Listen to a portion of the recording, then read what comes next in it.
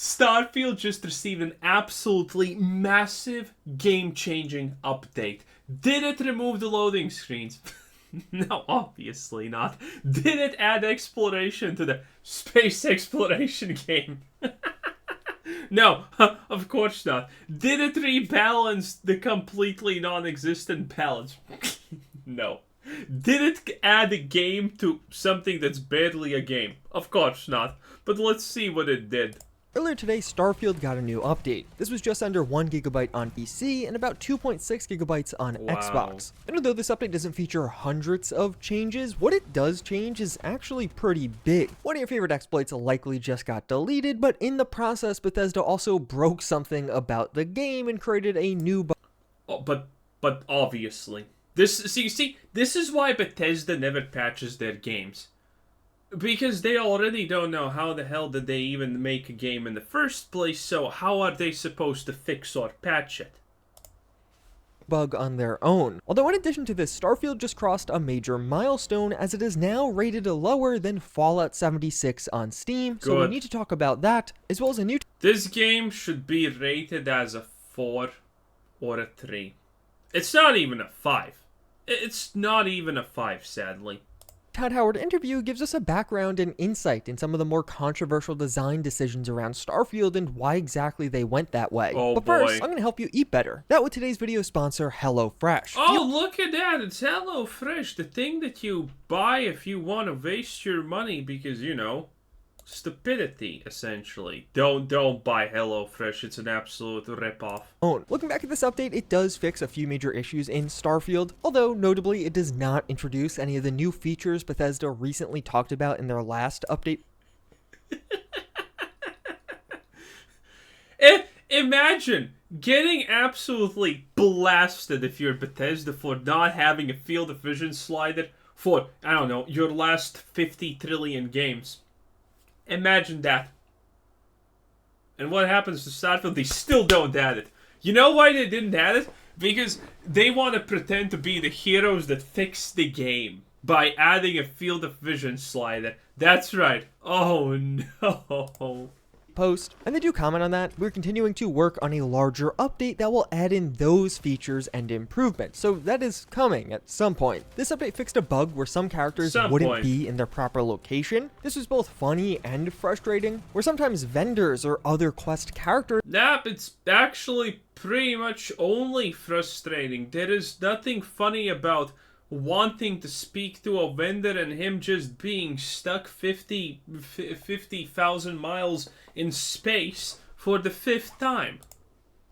Would just be gone. And some users even found those characters under the map, but thankfully this has since been fixed. Another at points hilarious bug was where you would randomly get a star station as your spaceship. Some users were even able to fly around in star stations, and this was pretty funny until they realized that, oh, now they don't have access to any of their other ships anymore, and all they could use is a star station. Thankfully this too was fixed, although at one point I would love to see a star station DLC. And one fix that will definitely devastate many, the vendor chest exploit is dead. With this patch, Bethesda removed those under the map vendor chests that you could access in 3 major cities. If you weren't familiar with this one, he's gonna explain it. It was an exploit where you could glitch under the map to open a chest that contained a vendor's entire inventory. So he's not explaining it. One of the big things about Bethesda games is it made a bunch of good decisions with games like Morrowind and Oblivion and whatnot, and then it just slowly, step by step, started cutting the good parts of those games and just released more games like Skyrim and now Starfield. And so, in the old games, the shop vendors had what they are selling on display.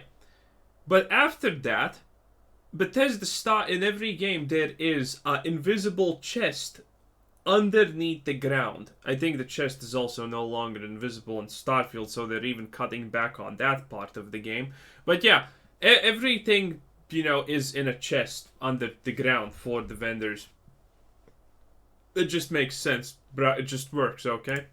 So you could steal thousands of credits, but also all of the items that vendor was selling. But now all of these chests are gone. I'm sure another money exploit will pop up in time, but for now, yeah, this one's gone. There were 2 minor fixes around lens What's the point of these exploits? You know, that's the thing I honestly just don't understand, okay? What's the point of those exploits? If you're gonna do that, you might as well just use console commands and give yourself money. Why not just do that? If you're gonna go so far, why just not console command yourself infinity money? Or the items that you want, honestly, at that point. Why not?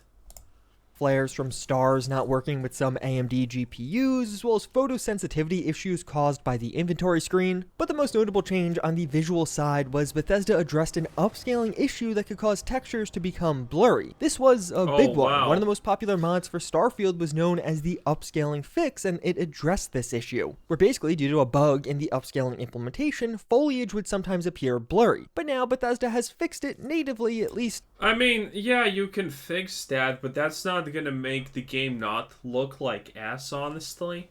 You know.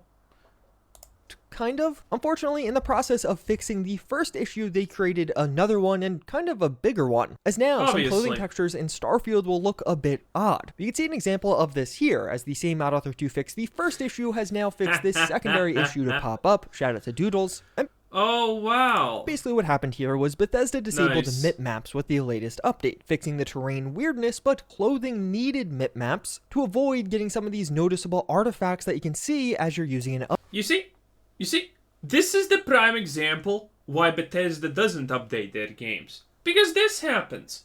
This has happened every single time they have tried to update a game. Look at Fallout 76. What happened after they fixed a major bug after the release? They created on average 4 more new bugs that they needed to fix. This is Bethesda. Incompetence at its maximum. Maximus incompetence.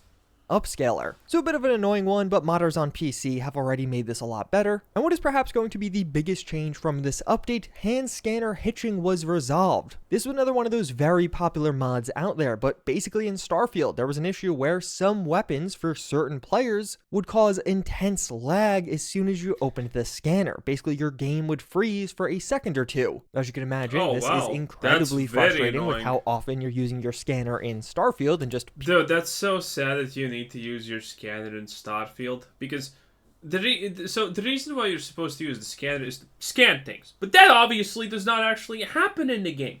You know why you used scanner? Because every single location in Starfield is just absolutely bloated with useless MacGuffin garbage shit, and it doesn't make any sense. Like, look outside on Starfield. In a single location where there is supposed to be a city or something like that, how many tarps do you see on the ground? 15! They're like spaced a meter between them. The game is so overflowing with garbage. This thing is needed to play for people to understand, wait a minute, what can I actually pick up in this game? Because everything is just chock full to the brim with useless objects. Honestly, the moment someone makes a mod that removes 50% of the decorations of a room, that will be instantaneously the most popular mod in the game. Periodically having the game freeze, but that was fixed along with a variety of the ship disappearing bugs. An incredibly frustrating issue in Starfield was, after putting some of your items on a ship's mannequin, they could just disappear. Those items would be gone forever. There were several PSAs around this. Space ghosts, that's a feature. Issue posted in the community, and even worse, if you were using that special mantis ship known as the Razor Leaf, the storage containers as well as some of the weapon racks on that ship could also sometimes delete your items. So you could just lose weapons or other things stored on the Razor Leaf. Why would you actually use a mannequin, though?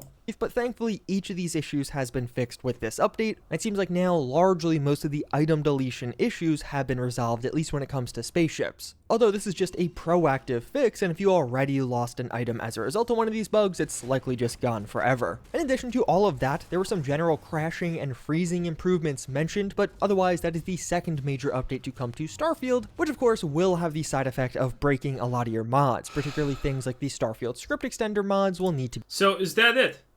That's the update. Yeah, that's the update. That is a full 700 megabyte update. Wow. wow, this thing had more update content in it and more problems in it than Baldur's Gate having a 1 megabyte update. How is this even possible? I'm sorry, what was the update exactly? Did the game even get better? Doesn't feel like it, doesn't look like it. Did I miss the update section? This is like the people who are trying to be positive about Starfield and talk positively about the game, okay? Every time you see a positive Starfield video, it usually is like, Starfield's a great game. And then they start explaining how it's not shit because this thing, what you think is bad, is not actually that bad. I haven't heard anyone actually say good things about Starfield. Every positive Starfield video is just someone trying desperately to convince you that this thing that is shit is not actually that shit. I can't. Be updated now. But we also need to talk about Starfield's dropping review scores. Around release, Starfield debuted on Steam with a user score in the mid-80s. Depending on what time of day you checked, it ranged from around 88 to 85. And it largely stayed there for the first couple of days. But in the several weeks now since Starfield's release, the review score has been dropping a few points each week. And now, if you look at Starfield's review score, it sits at 71.38%. Notably down several points from when we looked at it even just last. Again, I think the game is honestly a 3 out of 10 or a 4 out of 10. It's a space exploration game without any exploration, and when you do the exploration it feels bad and you don't want to do it anymore. It has absolutely no roleplay because, well, the story and quests were written by a 10-year-old. No, seriously, I'm gonna make a video about how ChatGPT is destroying Starfield. No, seriously. ChatGPT at this moment creates more interesting quests than Bethesda does. Unironically, someone commented about this. Someone commented that they asked ChatGPT to make... you can't ask ChatGPT to make Starfield quests, sadly, but some guy commented about asking ChatGPT to make a Fallout 4 quest. That side quest blew all of Bethesda's story writing out of the window. It was... Why even have developers for this shit? ChatGPT can make a way more interesting quiz than, well, anything that anyone can at Bethesda, that's for sure. It's sad. Last week. And this is major, as now this puts Starfield as a worse reviewed game on Steam than Fallout 76. As Fallout 76... I mean, they're equal in this case. By the way, I just want to show you how little does this mean. Again, Bethesda has fanboys. Fallout 76 was unplayable when it launched. And it was unplayable for 2 years. And only now it's barely playable. But it's still garbage and you should never play it. And it still has 71%. That's because Bethesda fanboys.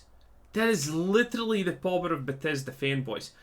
There's not a single person who is not a Bethesda fanboy who is going to call Fallout 76 a good game. It's boring, it's dull, it's repetitive, and when it released, it had more... It was probably the most buggiest game ever released in the world, honestly. You know? Unless we ignore one-person development teams that, you know, are made to be the buggiest messes in the world. But yeah, unironically, Fallout 76 is the buggiest game of all time. I'm pretty sure if you Google that, this is one of the games it nominates as the most buggiest game of all time. At least from AAA development, 100%. And Starfield... Well, Starfield's at least playable at launch, I guess. Bethesda fanboys are going to call it the least buggiest game ever released by Bethesda. Yeah, because, you know, again, we always need to apply this special needs child thing when we're talking about Bethesda games. It's its own category. has 71.76% positive reviews compared to Starfield's 71.38%. And this comes at a very interesting point, as at the time of filming, both of these games have near identical numbers of reviews. Starfield has just 864 fewer reviews than Fallout 76, which in the scheme of 90,000 reviews being less than 1,000 reviews apart is pretty freaking close. And this is just wild. Starfield and Fallout 76 are basically even right now as far as Steam reviews go. Now in fairness, this is not the launch version of Fallout 76. Fallout 76 only came to Steam in 2020 after several major updates, and quite literally years of bug fixing, but this definitely seems to reflect a shift in fan sentiment around Starfield. There are definitely some people just review bombing the game who are unhappy with it for one reason. Yeah, review bombing the game for it being shit. Yeah, I guess that's a way to put it. Or another, but in general, you've also seen people just not love Starfield as much. It went from heavily in the Game of the Year discussions before release to not really being brought up all that often now. I'm going to have a video diving deeper into what's going on with all of this, as well as some of the other issues on Starfield in the next couple of days, so get subscribed to look out for that one. But then we also have this new Todd Howard interview, which is incredibly interesting. Several of the more controversial or underutilized... Let's see how he lies without even breaking eye contact for a millisecond. Features in Starfield are talked about from Todd's perspective here. So we get to hear why certain features work in a certain way from a dev's perspective. And one of the big ones on this front was Todd Howard was okay. Dude, you understand, by the way, Todd Howard just puts his name on game director of any game that Bethesda publishes. He probably had no impact in Starfield. He probably never played the game. He probably still has not played the game, most likely. Okay, with people discovering things in the game and sharing it. It's a very complex game, and we were okay, for better or worse, with people discovering things in it and sharing that. So they're still finding things. By the time this runs, they're still going to be finding things. And I think that is a little bit of a bonus because it is a single player game where people are able to share these water cooler moments the next day. Be like, did you know you could do this? You can? I didn't know that. Why don't they explain that? I found this one to be pretty interesting because I kind of see both sides on this front. That was a bunch of nothing. On one hand, those random space encounters are incredibly fun. On numerous occasions with Starfield, I've had this fun loop of seeing a post online about some cool mechanic, and then going in my own game and trying it out and finding, oh wow, that actually works, that's really cool. But it seems like Bethesda took this even a step further. It seems like this is why Starfield doesn't have as in-depth tutorials for certain systems like crafting, outposts, or shipbuilding. I know that was a frustration for many, especially... What kind of tutorial for crafting do you... What is anyone gonna figure out about crafting? You can't even craft ammo in this game. Around release. It seems like Bethesda almost did want people creating videos or posts explaining certain features and how they work, and then having their fans seek out that content as opposed to just the game explaining it. During the review phase, this was a huge point of frustration for me. I almost just didn't dive into outpost building because I just had to figure it all out on my own. Now fortunately, it doesn't seem like this is a big issue because you can pretty much just watch a video guide or read an article on all of the major systems in Starfield. Basically everything's been written about. But to me, it's super interesting to learn that this was a deliberate decision as opposed to an oversight from Bethesda. Todd Howard also describes how in 2013... You see what I mean? This is the Starfield Cup. This is the Starfield Cup. Oh, I'm so happy this was actually an intentionally shitty design decision, not a bug. Oh yeah, that makes it so much better. Something you thought a bug turns out to be an intentionally shitty design decision. Woo! Man, thank God for that. I was afraid this was a bug. You see what I mean? The Starfield cope is... It's just beyond reasonable. I can't. They decided to make Starfield, and that timing is quite typical. Halfway through Fallout 4, they decided that Starfield would be next, and that's pretty common. It's oftentimes halfway through one game where they decide what the next game they'll be making is. By the way, this is 76. So, if ever a melee mob is giving you problems, ever, and it's a goal, at the bare minimum, you know what you do? You need to find anything, you know, if the ground level is here and the average bed is this high, you just need to jump on the bed. The AI will not know what to do.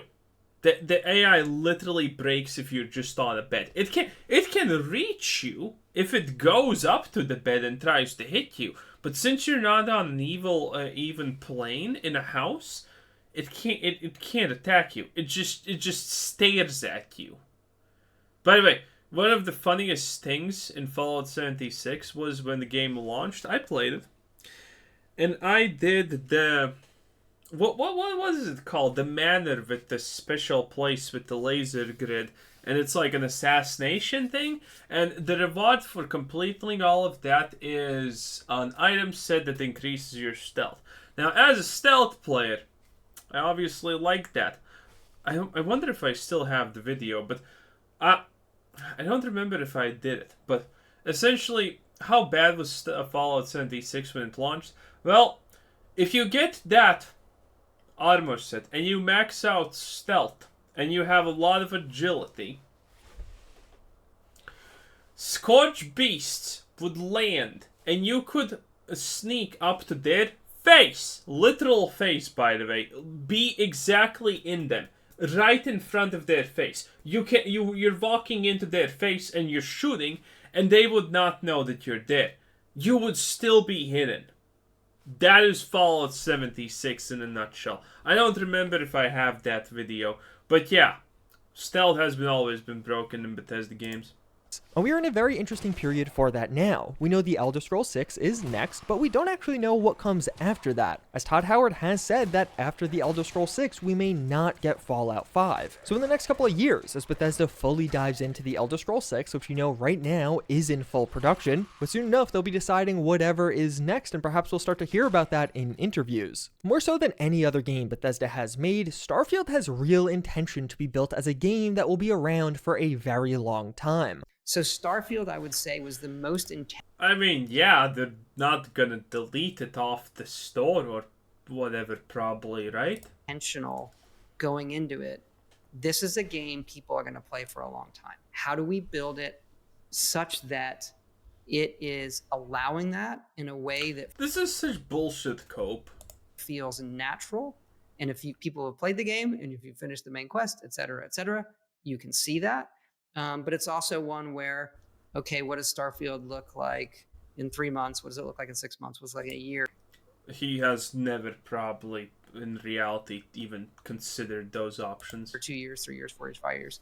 You know, I think we've learned that that's going to happen. So let's be ready for it, make the most of it, embrace it. And that's both what we do here and with our modding community. We've learned so much there, and just giving ourselves a really, really good base of a game to build upon for everybody. And that quote definitely makes me think we could see some of the most powerful mod tools ever for a Bethesda Game Studios game, especially if we also get paid mods early next year. It makes sense to Oh yeah, paid mods. You know, the thing that the community already made a huge fuss about, because remember, as powerful as the Bethesda fanboys are in review brigading positive scores to any piece of shit that Bethesda releases, to downvoting things that call the game bad and whatnot, they also hate paid mods.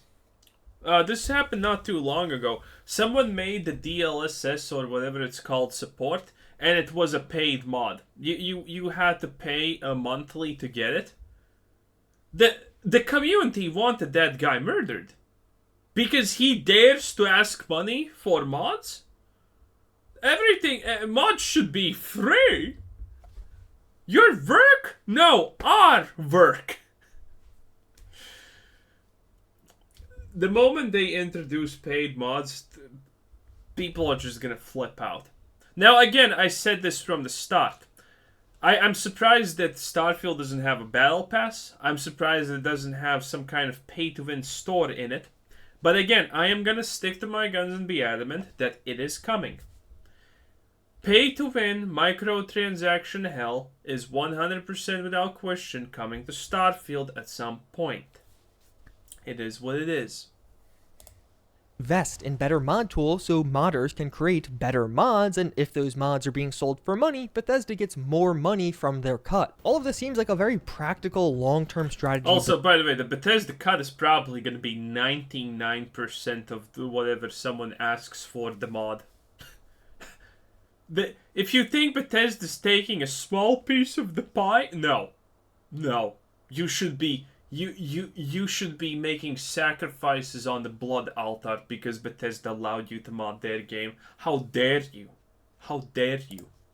Bethesda might be going for. And honestly, as I play Starfield, I am constantly thinking about how much mods can do with this game. I feel like once mods start to come out, and really probably a year after mods come out, and people start to figure things out, and some of the more advanced mods come, Starfield will reach a completely new level. Early on into Starfield's development, Bethesda realized they would need to update their engine to achieve what they wanted to do with this game. And one thing that did take a long time was figuring out how to make random planets fun, and evolving the system that generate random encounters and Wait, are you implying that the random planets are fun?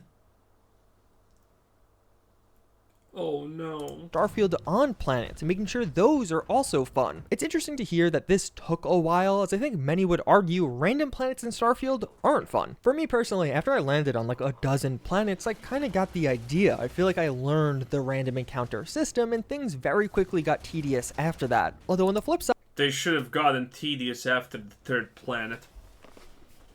They should have gotten tedious after the third planet, Jesus. Spaceships and ship combat were one of the features of Starfield to get work done constantly over the entire course of development. Flying around in space was one of the early projects on the game, and reportedly this was only finalized about a year ago. Starfield began development about 8 years ago. And in this process, to make space combat fun, they describe having to make the AI very stupid, otherwise it was just overpowering. And here, Todd gives major praise to the team that worked on this, describing how they had to be fine with building out a system, then completely changing it if things didn't feel good, and that did happen several times, and the team was able to move on. And on this front, I honestly think they nail it.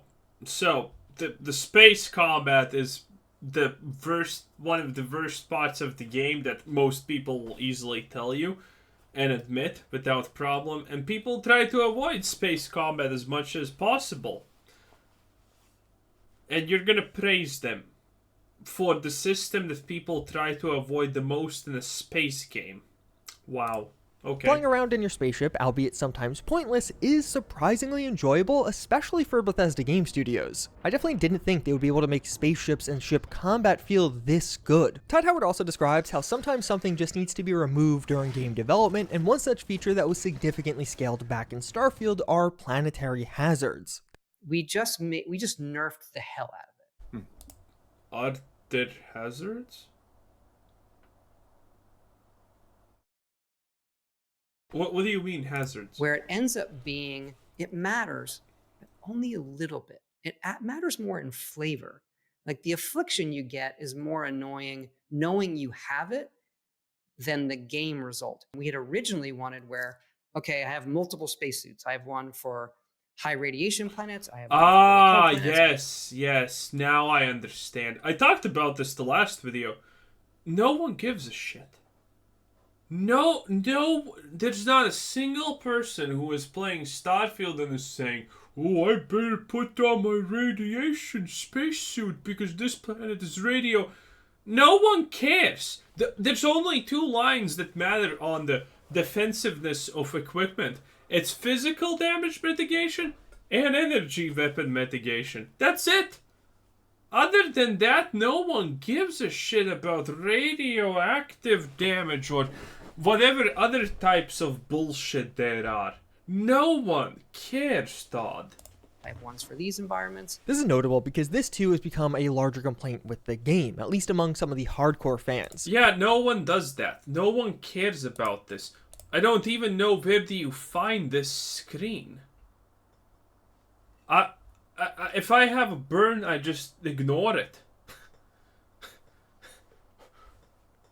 Bruh, this is not Fallout. This is not Fallout 4, where status effects actually impact you. This does nothing. Reduce carry capacity. Okay, so your carry capacity is gonna be reduced from it sucks to it still sucks. Wow. Wow. Wow. Impressive. With the game, at least among some of the hardcore fans, who do want some of those other systems to have a bit more meaning. No one uses the drugs, by the way. They're also stupid and boring. Why would you use a time-dilating drug when you have space shouts? An impact in gameplay. I feel like Starfield would have really benefited from a survival mode, and I'm honestly surprised we didn't get one. It sounds like Bethesda neutered several systems during development to up enjoyment, but it definitely seems like there's a subset of fans out there that would enjoy having some of the hardcore systems in place and leaving certain things in their more— Dude, Fallout 4 Hardcore was actually very fun. Not gonna lie, it was fun. I was playing a stealth sniper. The only non-fun thing about it was the fact that I got one-shotted by Molotovs. Yeah, that wasn't fun. But everything else about the hardcore system was kind of fun. I liked it. Difficult original forms in an optional mode definitely seems like it would make sense. I hope it's something that comes in the future. As well as we get some insight into Starfield's development timeline. As this game By the way, look at how great this combat is. That was the most epic, I don't know how many seconds of my life that I have ever seen. A lot earlier than most people probably think. We had a version of the game, one of our goals last holiday was everybody went home for holiday break and the game was basically done. There were bugs and etc. But here's a full game. You can play it on we flighted it on the retail Xbox. You can play it at home on your Xbox and your PC. And Todd Howard continues on to mention how their games being done so early was not standard for them, but it will be now. Seemingly, they're very happy. He's actually lying about that, by the way. They finished Starfield and the expansion is already finished. They're not working on the expansion. The expansion is effectively done already. So, yeah. Lies. Happy with how Starfield released, and he even mentions that he was very happy with the level of bugginess on Did you see that? Watch this again. Very happy. Yep. That's one of your space god powers. It's a small fireball that tickles. I'm sorry, I just... Man, I'm having so much fun watching these Starfield Cope videos. I am. It's like the highlight of my day, as stupid as that sounds. But it's great. I love it. It's an experience. With the level of bugginess on release. At least for the scale of this game, the bugs have definitely been minimal with... What scale? 3 handcrafted cities? That's real scale right there, boy. Starfield, and I largely agree with this sentiment. Starfield definitely has some issues, but bugs were not one of the major ones for me. And hearing Todd Howard say this will be the new standard is something I think all Bethesda Game Studios fans should love. Less buggy releases from Bethesda is a great thing, and I have to imagine the extra Microsoft support is a major aspect as to why all of that is possible. It's just funny. Oh my god, Juicehead. Absolutely just getting that Todd Howard money right there. Whoa, boy! Man, is he gonna be absolutely shocked when this game is not Game of the Year. Wow, it's gonna be hard. You know what's the worst part? It's probably gonna be nominated Game of the Year because of the Bethesda fanboys, but it's not winning because it's just so shit. Oh no. Anyway, this is Quizzer Sid said thanks for watching, subscribe if you haven't already, have a nice day. Bye bye.